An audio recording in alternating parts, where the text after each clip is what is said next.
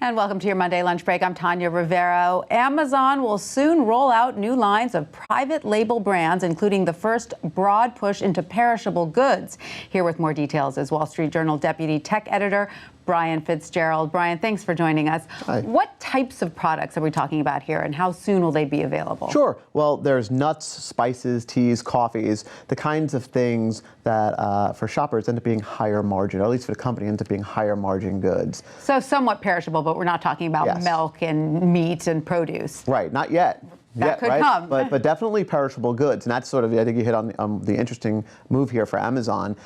They've done this before. They've sold their own goods, computer accessories, office equipment. When you get into food, you get into some rougher terrain there. Absolutely, certainly highly regulated for sure. Now, a lot of these things will be released under private labels. Is that correct? That's right. How is that more profitable for the company? Well, they get to control so much more of it. I mean, private label store brands is a big deal. It's a huge market, more than $100 billion last year. And so you can easily ask, why is Amazon doing this? Well, $100 billion. If you grab just 5% of that, it moves the needle. And when it comes to foods, though, are there any indications that consumers are willing to buy private label goods? I mean, do they want trusted names when it comes to food? Well, what's interesting is there's nothing that says private label goods are somehow better quality, higher quality.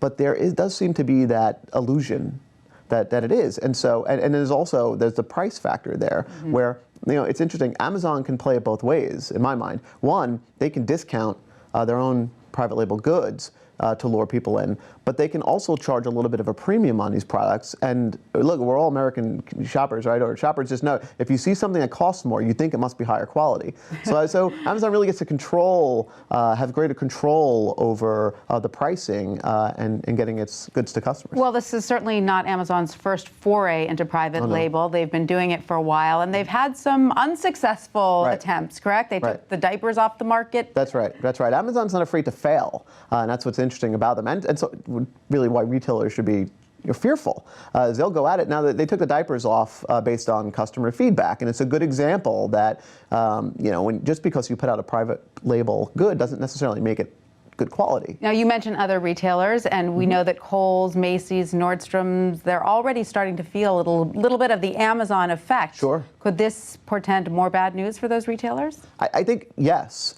Certainly in the macro sense, not to use a wonky term, but in the macro sense that store retailers, physical stores, are hurting.